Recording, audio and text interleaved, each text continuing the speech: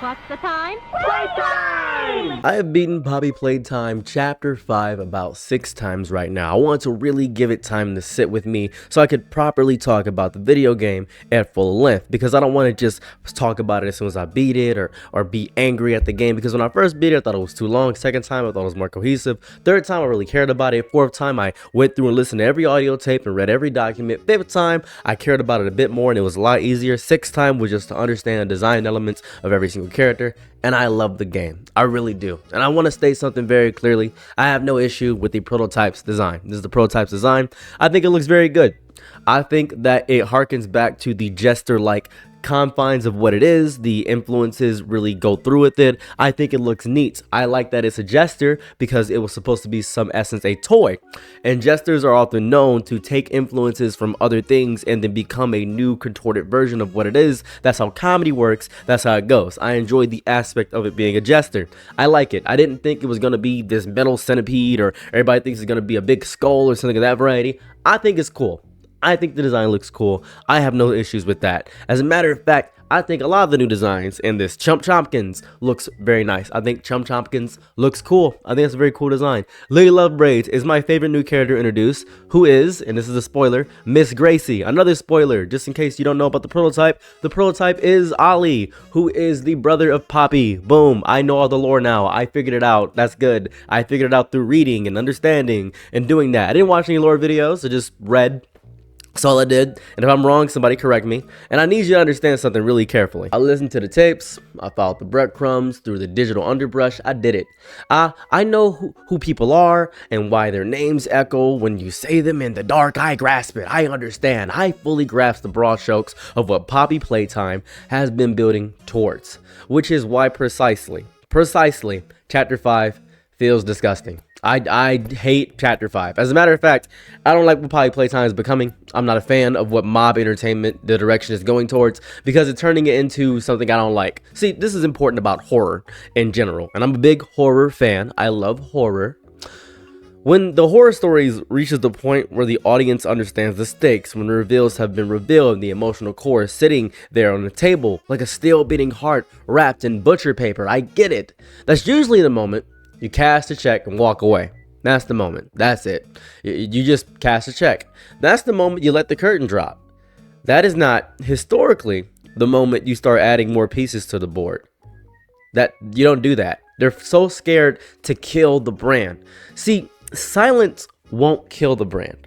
Silence is where horror lives. Silence is the monster's habitat. That's why Chapter 3 was so good. Silence. Throughout most of the game, silence. What kills the brand is mistaking this acclamation, all these toys and all these things, for a deepness the story doesn't need. It doesn't need. This chapter had in-game energy written all over it. We got reintroduced to Huggy Wuggy, our Chapter 1 antagonist. And this is important about Chapter 1 for me personally. Chapter 1 was liminal nostalgia. That was the whole game. Chapter 1 was this big liminal nostalgia. When we got Huggy Wuggy, we saw him. We never knew Huggy Wuggy, but he felt as if he was an old friend somehow. And the contortion between this very gentle, peace-loving thing to changing one feature about his mouth to making him horrifying was beautiful. It was outstanding. And that is a beautiful thing to do. It's a good metric. Chapter 2 was less of this liminal nostalgia and more disorganized, disjointed. They wanted to expand the story, but didn't know how to expand the story. Chapter 3, they listened to feedback, they understood, they grasped it, and Chapter 3 was the perfect chapter. It was absolutely outstanding. Catnap got introduced. I loved everything about Chapter 3. All-time favorite chapter. Chapter 4 sucked. I have nothing good to say about Chapter 4. I have nothing good to say about Chapter 4. Horrible chapter. Didn't do anything like it should have. It was horrifying. I didn't like it. Didn't appreciate it. Chapter 5 fixed all these issues. Chapter 5 fixed all these issues, but it introduced too much. See, the architecture of Chapter 5 was leaning towards finality. Instead of trusting that, instead of letting the story breathe its last and mean it, the game panicked. It started stacking new toys on top of a tower that was already wobbling. That's what it did, and we're all standing here watching it sway, wondering if this is genius or fear. Because I understand everything. I get it. I understand. I know about Lily Love Braids. I know she's Miss Gracie. I know what that implies. I know the themes and the emotional ties. I grasp it. I understand. I know the prototype is Ollie. I know it's supposed to feel impressive. I know it's supposed to feel. I even get the weird, hazy, ethically questionable identity soup around Poppy being Ludwig's daughter, or her mind, or a reconstruction of memory pretending to be this innocent facsimile of what she is. I get it. I get it. This digital ghost of a character wrapped inside of the doll. I get it. None of that confuses me. None of that bothers me because the story is not confusing. But this chapter 5 was extra, right? I understand complexity. Complexity is fine. Complexity is natural in most stories. This is what bothers me. All the threads could have been pulled tight right there. Could have been clean, decisive, could have been great. We introduced the prototype and take him out. That would have been fantastic. But now he has to linger, and he just has to linger. I guess that makes him feel more as if he's an imposing threat. Or maybe we could have just lost at the end. We could have just lost. We could have had Huggy Wuggy and Kissy Missy or Kissy Wissy, whatever her name is. It doesn't matter. I don't care anymore. Could have just had them come together and fight against the prototype. They could have just came together and fought against the prototype, and it would have been the symbolic thing. Would have had the help and support of Huggy Wuggy, who was the antagonist. Could have had Chum Chompkins pop up in there. That would have been cool. Could have been an Avengers Endgame type thing. I would have been over the moon. That would have been great. But we didn't. We didn't get that. We didn't get that. See, it's just, this is the issue. And I know they're a company. I know they're a company. They want to sell more stuff. That's what they want to do. Mystery doesn't exist in this franchise to me. Mystery is the space between those footsteps where you'd guess. There's a hesitation in mystery. This is not mystery. This is not mystery. Chapter 5 introduces way too many new faces for a story that should be narrowing its focus, right? Why would you invite 20 new people to a funeral you've never met before? Think about that. Every new character arrives without earning their spot at all. Lily Love Braids, I think, conceptually is an amazing character. I think Miss Gracie is a great concept. I'm very happy about the aspect of Miss Gracie. I love that. I think it's cool. I think it's fine to have characters that should pop up in that variety, but something to hint towards Lily Love Braids would have been outstanding. There was no hint towards Lily Love Braids. They just have a big number, and there's hundreds of experiments, and we don't know if the little guys were experiments too. We have no clue. It's just so much.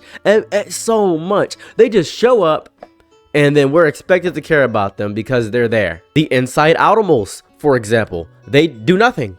They're nothing. They have a whole intro sequence and they do nothing. I don't even know what the point of the Inside Outimals were. Was it to show what the prototype was doing to people, to the kids? He was turning them inside out, and I understand the implications of that because they're living, breathing creatures, and turning them inside out, and you can get the implications of you are human and you're getting turned inside out. I get it. I get it. They're just ideas, right? They're shelf-ready silhouettes ready to be sold. They're not meaningful extensions of the horror of the game. They don't change the stakes. They don't deepen the themes. They don't reframe what we already know. They just are. That's it. They're like a rock or a tax form or a desk or a house. They just are. It's a thought you had while falling asleep that evaporates just before morning. They're a dream. They're a dream. What's the point of them? What's the point of the Inside Outimals? Can somebody explain that to me? When characters exist without consequences, or they just exist, they stop being anything. They are just product placement. You are just putting product into the game. I get it. You want to put product into the game. You want to make sure that you can have more product to sell because you are a company first and everything else second. But the Inside Outimals are literally just product. They do nothing for the greater confines of the deeper narrative of the story besides showing how more messed up the prototype is, which we already knew. We already knew how messed up the prototype was. It's not as if we're learning something new. We're learning things. We're learning the, I guess, expansion of the details within it. That's cool, but we already knew that. It's nothing new. Speaking of Chum Chompkins, where did he come from? Who is he? Who is Chum Chompkins? Where is he? No, there's no curve, nothing. He just kind of popped up. He appeared for a second in that chase sequence with Huggy Wuggy. I thought that was really cool. But what's the purpose of him? What is the actual purpose of Chum Chompkins? He pops up and then disappears? That's it. He works for the prototype. I guess he doesn't like working for the prototype. That's it. He's just this new guy. And I can guarantee you, they put him in there just to ham fist him and say, hey, we're going to sell some merch. about Chum. I'm gonna check right now. I stand corrected. You got me. Yeah, I stand corrected. I guarantee you they're gonna have him soon enough, but I stand corrected. It's just these $38 plushes from the store website that will probably be sold out in a matter of, I guess, a week or so. So that's what's going on there. And this is the important thing I need you to understand. This is what I need you to understand. I'm not mad that Poppy Playtime is continuing. I've been in the Dragon Ball Z community long enough to know that people just want more story or more content or more of their favorite character. I know that people go crazy when their old franchise gets a revived. I want the story to continue. I want more of it because this is my thing. I know what the aspect of what it does. It's not a sin to continue. More content can be a gift. More content can be universe expanding. It can be great. What frustrates me is the growing sense that continuation has become the goal rather than the result of a story that naturally demands it. Can we agree to that? When plot decisions start bending around merch potential instead of emotional payoff, you can feel the geometry of the narrative wrap and warp in real time. Right? It's disgusting. It's nasty. It's a face trying to smile through having a stroke. That's all I see. Stories can survive expansion. They're elastic. They're meant to stretch. But if you elongate it, they suffocate. They drown in their own length. There's a difference between a river and a flood, right? And Poppy Playtime is no longer a river, it is a flood. A lot of water is good. That's great. Water is the lifeblood of the earth. It's amazing, but we don't want to flood now, do we? Right? We're all ankle deep in water that used to have a current. We're losing the narrative so deeply. I don't feel it anymore. I don't feel it. I'm not even upset with what they're doing because I understand what it means to make money. It's the same thing you see. Let's say you have a favorite niche YouTuber and you see that he used to talk about, I don't know, Nintendo games or a product of some sort. But then he made one video and it blew up like crazy. Let's say it's something such as Monster Hunter or Devil May Cry. And then everybody came out of nowhere for that video and he started to focus his entire channel on that one thing. Instead of getting 5,000 views a video, he starts getting 30,000. And no matter what he pushes out, if it's about that specific content, he gets 30,000. So he keeps doing that. And his old fans hate it, but the new fans pop up and say, yeah, this is really good. This is amazing. I'm really happy about this. That's what's happening here. That's what it is. The chapter could have landed a plane, could have taxed to the gate, right? Like could have taxied to the gate. I don't know why I said tax. Doesn't make any sense. I got Invisalign in my mouth. It's messing me up. They could have done that. They could have walked away, circled until the fuel gauge started flirting with empty. It could have been great. Now, nothing's happening. And that's how you drift into the territory of, oh my goodness, I don't know, Garden of Banban, right? I'll talk about it. It's very important. You drift into the horror. It doesn't feel as if it's horror. Because this chapter wasn't even scary. It wasn't scary at all. I wasn't scared once. I didn't jump or nothing. Not even look. It wasn't scary at all. It didn't do anything. It didn't do anything. It's nothing. It's nothing. Momentum without direction will always turn into exhaustion. Always. You can run forever if you're running towards something. But if you're running to just keep running with all these godforsaken chase sequences, eventually your legs remember they're just meat and then they stop. That's what happens. And I've seen this exact trajectory before. I've watched it happen in real time through screens, through forums, through this collective sigh of audiences. Garden of Banban, right? It sucked. It was horrible. And it doesn't make any sense, but I want it to. So I keep playing it. I'm the problem too. I'm the problem. I know I'm the problem because I'm the guy that will continue to complain but consume. I still buy Pokemon games, right? I'm the guy. I'm that guy. I will complain, but I'll consume. And it's important to complain and consume. It's much like an American who hates America. I live here. I live here. I live within these games. I live within the narratives. They're my joy. They're my passion. And it is a labor of love to talk about something that you enjoy with scrutiny and criticism because it must grow. It has to. It is so important for it to grow. And if it doesn't grow, then guess what? You are left with weeds all over your garden. And you can't pick the weeds because you're still thinking that the weeds are a part of the garden. That's what's happening here. Standing in the rubble and calling it architecture is exactly what happened to Five Nights at Freddy's, right? Secret of the Mimic, I think sucks. I'm not gonna sugarcoat that in any capacity. I think the story should have ended years ago, but Scott Cawthon is making millions of dollars probably from Five Nights at Freddy's.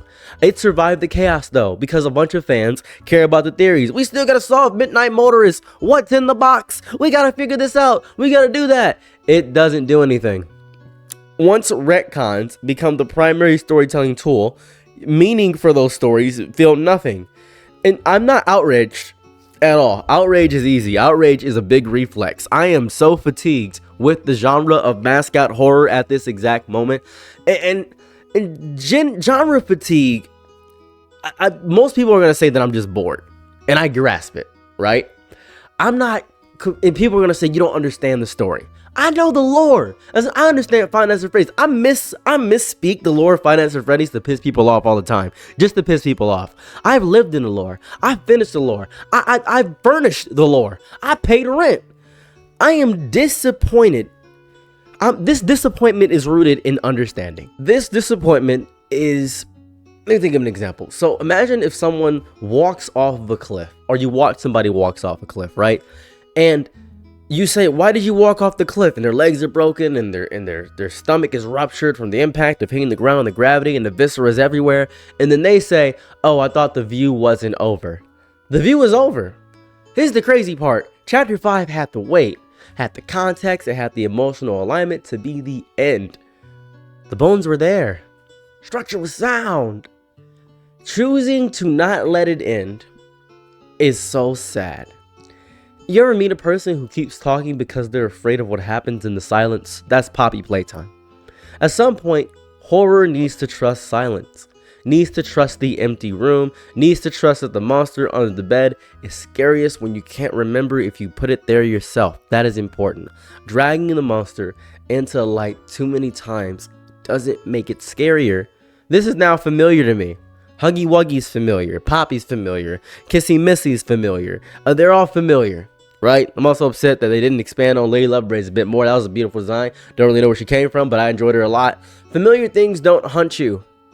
They sit there on your shelf next to the other things you used to be afraid of. It's a big reason why I'm no longer afraid of the dark, because I need the dark to sleep now. It's great. I'm very happy about that. I used to be horrified. I need a night light, but guess what? Don't really need it anymore. I'm familiar with the night. It's very common for me. This is depressing. The most depressing thing that I've had in quite some time. And I'm probably still going to play Playtime Chapter 6. I'm not going to give up on the franchise. I just want more for the story. I really do. I really do. Let me know how you feel about Playtime Chapter 5 in the comment section down below. I've been me. I'm out. Peace. Bye. I'm your Nick and Night, be my lower, happy to try what you need. Your world, I love to live in it. I love the ride.